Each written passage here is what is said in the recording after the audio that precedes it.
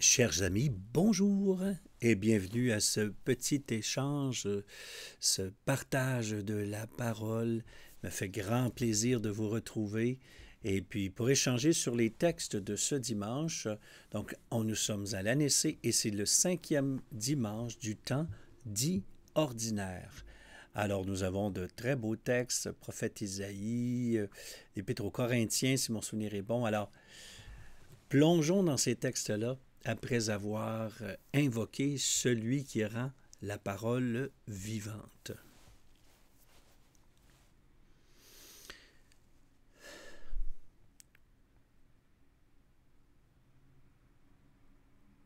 Alors, Seigneur Dieu, la lumière de ce jour est éblouissante, aveuglante presque aussi, car avec la neige, lumière sur blanc éclatant, nous pousse à fermer un peu les yeux. Cette lumière éblouissante nous fait prendre conscience à quel point la lumière est importante. Aussi, quand nous nous retrouvons humblement devant toi, en vérité, il est normal que nous soyons poussés à l'humilité devant tant de grandeur. Et c'est très loin de l'humiliation. L'humilité, c'est de reconnaître la vérité. Devant toi, nous sommes petits et en face de toi, nous sommes aimés.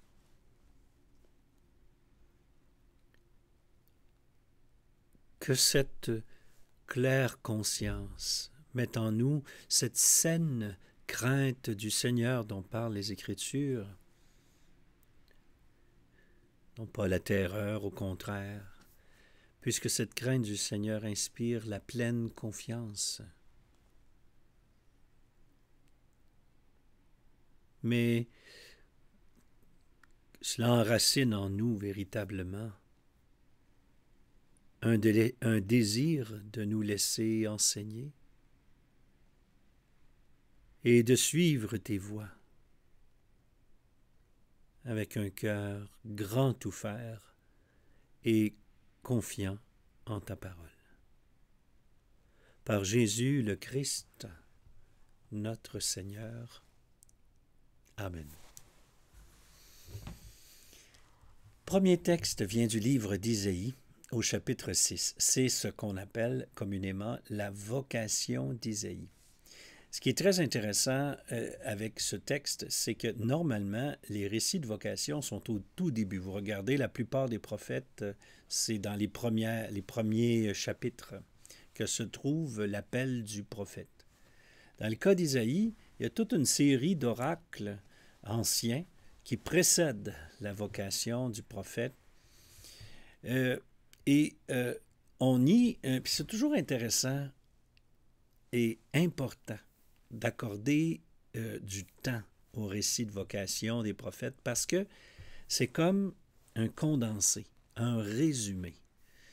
Ce récit-là va nous ouvrir un chemin que l'ensemble, le reste du livre, va nous permettre d'apprécier parce c'est dans la vocation que se trouve l'étincelle initiale, mais c'est dans le reste du livre que se trouve le déploiement de ce don initial.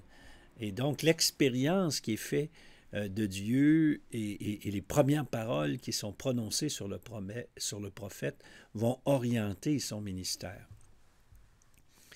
Or, le récit du prophète parle en tout premier lieu de la sainteté de Dieu. Saint, saint, saint, le Seigneur Dieu de l'univers, toute la terre est remplie de sa gloire. Très souvent, quand on pose sur le monde un regard très noir, on va surtout parler de d'autres textes là, où il est dit, par exemple, que les pouvoirs de ce monde sont sous la conduite de l'adversaire, Satan, l'accusateur, etc. On va parler du monde dans le sens péjoratif, dans lequel, par exemple, dans l'Évangile de Jean, il est clairement présenté que le monde ne connaît pas Dieu. Hein?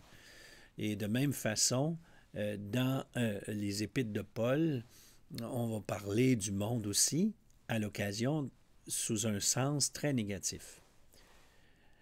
Par contre, c'est la moitié du portrait que cet élément-là. C'est-à-dire que les mêmes auteurs, les mêmes textes vont souligner la beauté du monde et vont dire, les mêmes auteurs vont dire que Dieu aime tellement le monde qu'il a donné son Fils unique. Et c'est pourquoi il faut toujours garder un regard complet sur le monde. C'est vrai qu'il y a une partie de cette réalité mondaine qui ne se soucie pas de Dieu et n'aime pas Dieu. Donc, il y a une partie du monde que c'est vrai. T'sais. Mais le monde est créé par Dieu. Et le monde, chaque être vivant révèle, ça c'est typiquement franciscain, là, une facette du Dieu unique, comme le chantait saint François dans son Cantique des créatures. C'est-à-dire que le monde révèle Dieu. Le monde est parole de Dieu. Et saint Paul, qui en a très long à dire sur la résistance du monde, néanmoins, va dire dans les premiers chapitres de l'Épître aux Romains, par exemple, que les nations ont eu une première parole. Et cette parole qu'ils avaient décodée, c'est la création.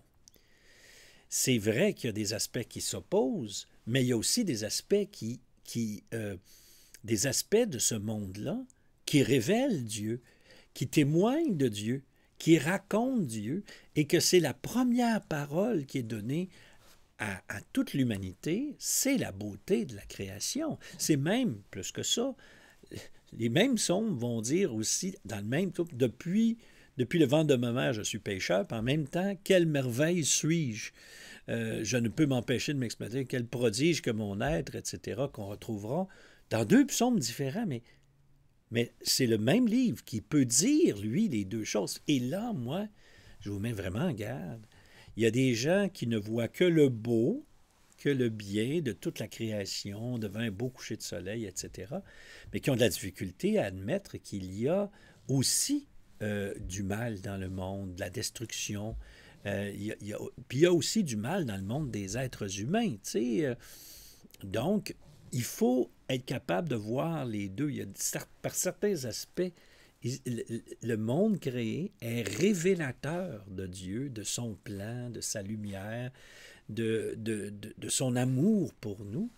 Puis en même temps, il faut constater qu'il y a en nous et à l'extérieur de nous des tendances, des courants, des mouvements qui peuvent être destructeurs, qui peuvent être contre Dieu, littéralement. Puis il faut savoir faire la part des choses, le discernement. Le texte ici commence déjà en disant « l'immense, l'infinie sainteté ». Donc les 3 fois saint, je l'ai déjà mentionné sur ce canal, la sainteté, le terme hébreu, va surtout souligner le fait qu'il y a une différence radicale en Dieu par rapport à nous. Et dans un sens, Dieu est séparé de nous, est différent de nous, et par certains aspects, il est inaccessible. C'est ça que veut dire la sainteté de Dieu. Seigneur, Dieu de l'univers, mais en même temps qu'on dit qu'il est inaccessible, on dit qu'il se communique.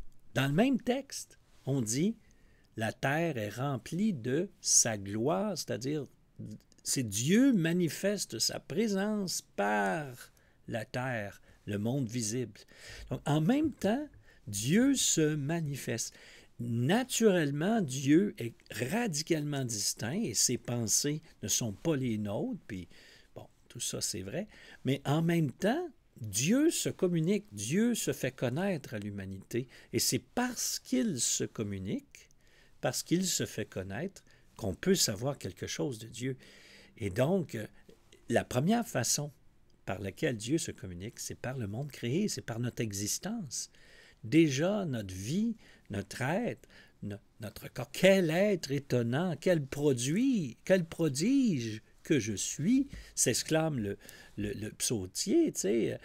C'est aussi la même, c'est l'être pécheur qui est quand même plus profond. Comme je dis souvent, le Fils de Dieu, la créature de Dieu et le Fils de Dieu sont plus profonds et plus importants aux yeux de Dieu que l'être pécheur.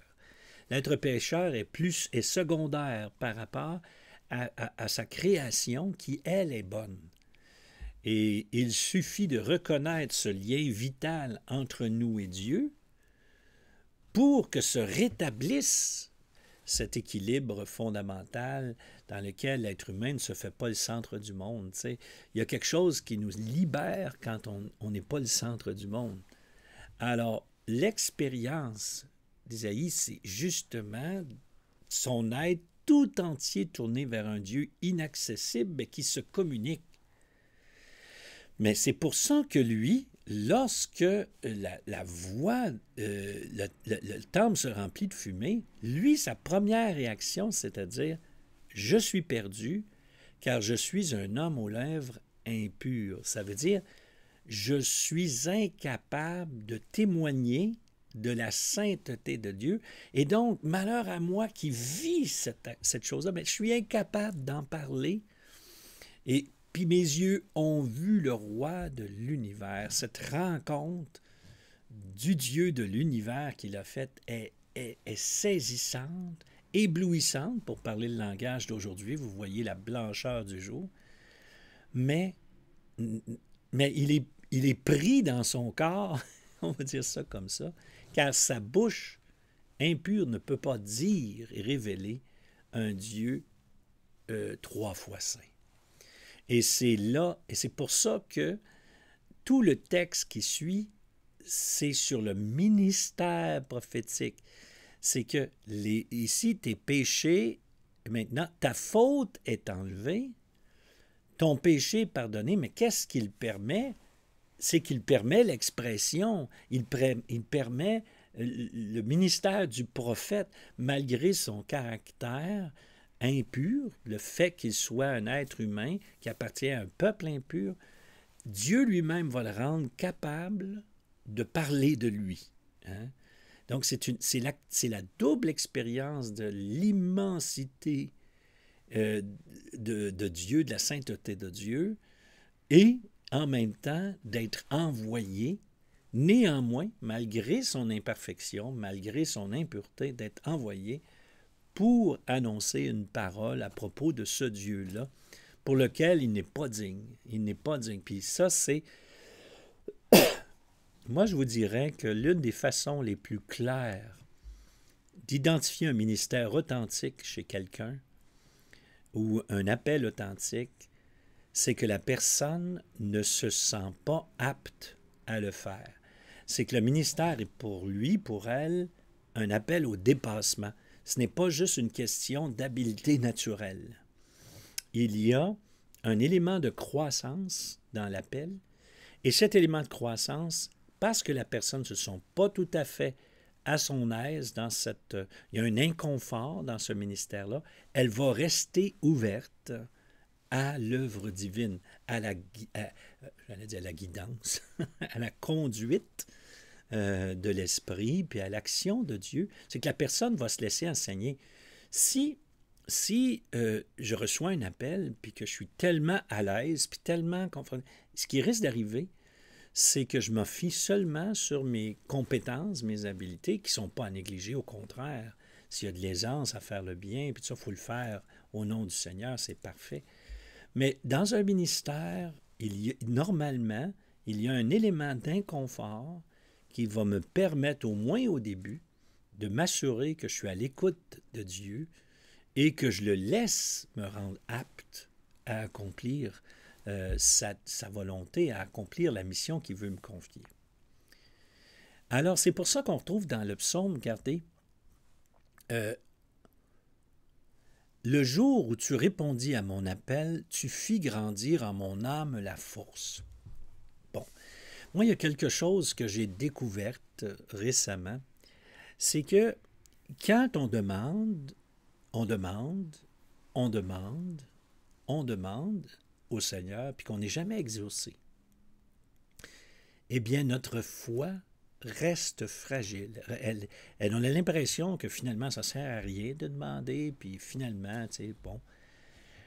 Et donc, on se décourage, puis quelque part en nous, il y a une espèce de confiance en Dieu qui ne se manifeste pas, qui ne se fortifie pas. On va employer l'expression ici, là. Tu fais grandir en mon âme la force. Et pour moi, je vous l'avoue, j'ai eu tendance à croire en la prière comme une pensée magique, c'est-à-dire que parce que je le dis, parce que je le demande au Seigneur avec honnêteté, tu sais, honnêteté, franchement, je dis au Seigneur, c'est comme si ça va assurément s'accomplir de la manière que je le veux. Hein? Et j'ai donc fait l'expérience de beaucoup de prières inexaucées. J'ai eu souvent dans ma vie des prières inexaucées. Donc, ce n'est pas parce que je prie que je suis exaucé selon ce qui me passe par la tête. Seigneur, fais-moi gagner à la loterie. Seigneur, bon, ben là, là, je sors, il a neigé, que toute la glace en ton nom soit enlevée. Tu sais. Il y a des gens qui confondent une prière authentique avec une pensée magique. C'est comme si, parce que j'exprime un souhait, Dieu va se plier à mes moindres souhaits, à mes moindres espérances.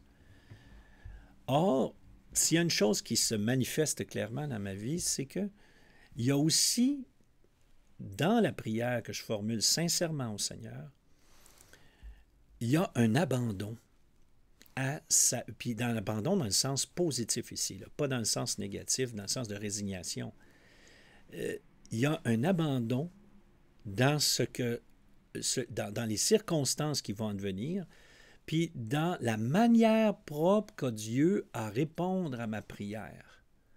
Et moi, de plus en plus, je réalise qu'en fait, ma prière, lorsqu'elle est vraiment formulée, je vais dire ça comme ça, mais vous serez capable de nuancer, là. Lorsqu'elle est formulée avec un cœur pour le royaume, pour le règne de Dieu, pour la mission, lorsqu'en plus je m'entends avec un frère, un ami, une sœur priante, qu'ensemble on demande, je suis aujourd'hui certain d'être exaucé. Et c'est l'expérience que je fais. Je suis certain d'être exaucé dans le temps de Dieu et de la manière qu'il le voudra bien. Ce n'est pas nécessairement dans 5 minutes, puis ce n'est pas nécessairement exactement comme je lui demande. Sauf que j'ai fait plutôt l'expérience que le Seigneur m'exauce souvent au-delà de mes attentes. Et que le Seigneur m'exauce dans le temps qui est le sien. Et que ce n'est pas nécessairement le moment où moi je voudrais, là, dans mon... Et je pense que là-dessus, on est une génération de télécommande. On est habitué qu'une télévision ou un ordinateur ou un téléphone nous répondent au doigt et à l'œil, ce qui génère en nous, dans nos relations interpersonnelles, puis notre relation avec Dieu, une attente d'instantanéité qui, en fait, est assez néfaste dans les relations humaines et dans la relation avec Dieu. Je vous assure que, en tout cas, en autant que je sois complètement dans l'illusion, je vous laisse juger de ça, là, mais présentement, mes prières sont exaucées. Pas dans le temps, puis exactement de la manière que je le veux, mais moi, je dirais qu'actuellement, donc, quand je m'arrête pour prier, prier avec quelqu'un en particulier, que je me tourne vers mon Seigneur avec un réel souci de la progression de son règne. C'est assez surprenant. Puis c'est assez intéressant parce que des fois, à cette heure, j'ai commencé à noter dans mon journal, quand je fais une prière là, de tout mon cœur, puis que je demande sincèrement au Seigneur quelque chose pour la gloire de son nom. J'ai commencé à noter des fois dans mon journal ces prières-là parce que c'est arrivé plein de fois que mes prières étaient répondues, puis je ne m'en rendais pas compte. 2, 3 semaines après, 1 mois après, la prière était exaucée, puis j'avais oublié ça. Puis c'était en relisant mon journal. Ben, c'est bien vrai, j'avais prié pour ça. C'est assez incroyable, en fait, de voir que le Seigneur nous écoute beaucoup plus qu'on pense, mais on n'a juste plus l'attention. On est déjà passé à autre chose, on a déjà demandé autre chose, puis là, on ne voit pas l'œuvre du royaume s'accomplir et la réponse que Dieu nous apporte. Et pour moi, c'est ça qui est la grande différence entre la pensée magique et une prière. La pensée magique, c'est aussitôt que je l'ai dite, c'est ça qui arrive là, tout de suite, maintenant. Puis pour moi, ça, même quand ça se présente sous des apparences de prière, je suis toujours méfiant de cette façon-là de voir. Par contre, quand on confie nos préoccupations sincèrement à Dieu, dans le nom de Jésus, puis qu'on lui confie ça, et puis qu'on lui dit, comme dit Jésus, là, déjà en le remerciant parce que tu vas répondre et au-delà, et qu'on fait confiance au Seigneur qu'un jour ou l'autre, cela va se déployer. Ouais.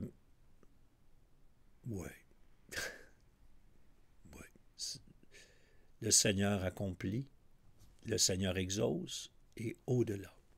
Moi, je pense qu'en fait, il veut nous bénir pas mal plus que ce que nous autres, on lui demande. Mais des fois, on le restreint. On ratatine son champ d'action. Deuxième lecture, je vais attirer votre attention sur juste ce petit passage. Voici. Car moi, je suis le plus petit des apôtres. Je ne suis pas digne d'être appelé apôtre puisque j'ai persécuté l'Église. Mais ce que je le suis par la grâce. Et sa grâce venant en moi n'a pas été stérile. Je me suis donné de la peine plus que tous les autres. À vrai dire, ce n'est pas moi, c'est la grâce de Dieu en moi. Voilà. Première chose, Paul ne fait pas partie des 12. Et pourtant, on dit qu'il est apôtre. C'est l'Évangile de Luc qui a créé un petit problème avec, parce qu'on pense que les apôtres, ce sont seulement les 12. Ça, c'est l'Évangile de Luc qui dit comme ça. Mais dans l'Évangile Marc, Matthieu, Jean, les écrits de Paul, le mot apôtre est utilisé pour tous ceux qui sont envoyés au nom de Jésus. Apostolène, c'est un verbe en grec qui veut dire envoyer. Donc, il y a beaucoup d'autres apôtres dans les évangiles que les 12. C'est correct qu'on dise les 12 apôtres, parce que là, à ce moment-là, on dit, bon, le groupe des 12 que Jésus a choisi, qui a été reconstitué après la mort de Judas, par l'ajout au début des Actes des apôtres. Ça, c'est correct qu'on dise les 12 apôtres, qu'on est conscient que c'est un groupe unique qui n'a jamais existé par la suite. C'est seulement cette génération-là. Par contre, Saint Paul dit, ben moi, il revendique le titre d'apôtre parce qu'il est envoyé par le Seigneur. Lui n'a pas été envoyé, n'a pas été choisi par le Christ, par Jésus terrestre, mais il a été choisi par le ressuscité pour être l'apôtre des nations. D'ailleurs, c'est son titre. Et donc, je ne suis pas digne d'être appelé apôtre parce que sa première réaction était de persécuter l'Église. Mais c'est par pure grâce, c'est pas par sa dignité personnelle qu'il a gagné le droit d'être appelé apôtre. C'est par pure grâce. Lui, s'il y en a un qui peut témoigner que là où le péché abonde, la grâce surabonde, c'est lui-même. C'est un thème qui est si important pour lui, cette idée que quand le péché est grave et omniprésent, la grâce de Dieu va prendre la mesure. Fait que les gens s'inquiètent dans les circonstances, des fois dans lesquelles nous sommes, puis ils trouvent que le monde, bon, se perd, puis tout ce qu'on peut entendre sur le monde présent. Ben oui, mais voyons donc, quand ces circonstances-là arrivent, relevez la tête, votre délivrance est proche, la grâce va surabonder. Et je peux vous dire, je vous témoigne, la grâce est en train de surabonder, même dans des circonstances qui peuvent paraître inquiétantes, comme celles que nous vivons présentement au Québec. Donc, quand les circonstances sont difficiles, priez seulement pour que nous soyons dociles à la grâce, comme saint Paul l'a été, et ça en a fait un super apôtre, alors que c'était un persécuteur. Vous savez, ça ne peut pas être beaucoup plus contrasté que ça. Et laissons Dieu agir, laissons-le nous travailler. Assurons-nous de laisser notre cœur alerte et ouvert à son œuvre. Le reste, là, priez pour les gens qui sont en décision, là. Demandez au Seigneur. Ça arrive, des conversions de gens qui pensent qu'ils ont raison, là, puis qui sont allés dans le champ complètement. Là. Moi, j'ai toujours un magnifique souvenir de Monseigneur Romero, là, qui avait une orientation très, je vais dire ça comme ça, là, très conservatrice. Lui-même, il se disait rat de bibliothèque, tu sais, et qui a vécu une conversion, mais après qu'il soit nommé archevêque de San Salvador, où là, il n'a pas fait du tout d'intervention de nature politique. Il faisait des interventions de nature pastorale, mais il y a des gens qui ont perçu ça comme des interventions politiques et qui l'ont tué. Alors, c'est un martyr, c'est un saint. Donc, il peut dire en vérité, ce n'est pas moi. C'est vraiment la grâce de Dieu en moi qui a accompli toutes ces choses. C'est qu'en fait, le secret de Paul, c'est de laisser en lui pleine liberté à la grâce de Dieu.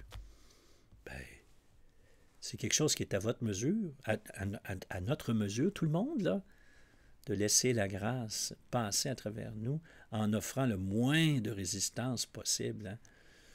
Alors, maintenant, dans l'épître de Luc, au chapitre 5, versets 1 à 11, c'est l'appel des premiers disciples. Bon, avance au large, lance ton filet. Il en a tellement travaillé que les filets se déchiraient, fait que là, ils s'en viennent. Et puis là, notre Saint-Pierre, Simon-Pierre, tombe les genoux, puis il dit, « Éloigne-toi de moi, car je suis un homme pécheur. » Il fait l'expérience dans sa barque de la magnificence de Jésus, Seigneur. Puis c'est pour ça que quand il se prosterne, il dit « Seigneur », il reconnaît en Jésus pas seulement un prophète, il y a quelque chose en lui qui va au-delà de ça. Il fait l'expérience de quelque chose qui le dépasse. Hein? Éloigne-toi de moi, comme Ésaïe qui dit, écoute, moi, non, je ne peux pas, mes lèvres sont impures, j'ai une incapacité, je suis inapte même à être en ta présence, car mes yeux ont vu le Seigneur. Saint Pierre, il dit, ce que j'ai vu, je suis un homme pécheur, éloigne-toi de moi. Quand je vous disais que le fait de se sentir inapte ou encore trop pécheur, ou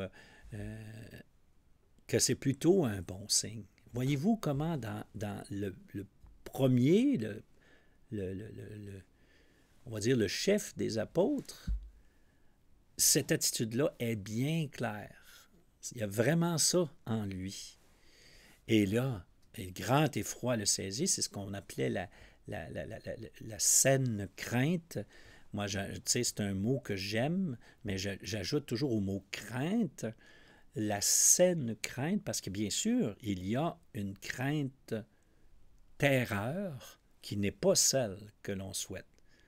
C'est pas quand l'ange dit à Marie, ne crains pas, ça veut dire n'aie pas peur, mais plus loin quand il dit que ceux qui le craignent, là, ça c'est la saine crainte. Donc dans le même texte, vous avez la crainte peur, qui n'est pas quelque chose de positif, mais la saine crainte, qui est la révérence devant quelque chose qui nous dépasse, ce grand effroi que Pierre vit, c'est quelque chose qui nous dépasse. Puis ça, c'est une très belle expérience spirituelle que de comprendre un jour que notre saisie est très limitée devant le mystère de Dieu et que son royaume est beaucoup plus large et beaucoup plus grand que nos seuls intérêts. Et que quand on fait une demande d'être exaucé, nous, on le fait souvent avec nos yeux, puis notre manière de penser, puis notre manière de voir nos circonstances. Mais que parfois, il y a des intérêts beaucoup plus larges qui sont à répondre. Et que notre prière, oui, va être exaucée, mais comme je disais, en son temps et à la manière propre de Dieu. Le maître d'œuvre, ça demeure Dieu. Ça reste Dieu. Puis il faut lui laisser la liberté d'être Dieu, de bien comprendre qu'on ne saisit pas tout, puis que le Seigneur a le droit. Dieu peut être Dieu dans ma vie. C'est-à-dire que je ne peux le cerner, je ne peux complètement comprendre, je ne peux comprendre que ce qu'il me communique, ce qu'il nous a communiqué dans la tradition et les Écritures, mais ce qu'il peut me communiquer, disons, à titre personnel aussi. Bon, voilà. Et donc, au lieu de... Et là, le gars prit d'effroi et lui dit, bon, ben, va-t'en, éloigne-toi de moi. Et là, Jésus, comme d'habitude, lorsque c'est une saine expérience de Dieu, il commence toujours par dire quoi? Sois sans crainte. Ne t'inquiète pas. Désormais, ce sont des hommes que tu prendras. Et puis, c'est très beau parce que, ça ici, c'est bel et bien le texte de Luc. C'est extraordinaire parce que les verbes qui sont utilisés pour remplir regardez, capturer telle quantité de poissons, c'est que dans le verbe, ce qui est suggéré, c'est qu'il est capturé pour être fait prisonnier, pour être mangé, pour faire un bon repas à une famille ou des individus. Donc, il y a une capture du poisson qui est vers le fait de nourrir quelqu'un. Mais dans le cas, ce sont des êtres humains que tu prendras. Ce n'est plus le même verbe.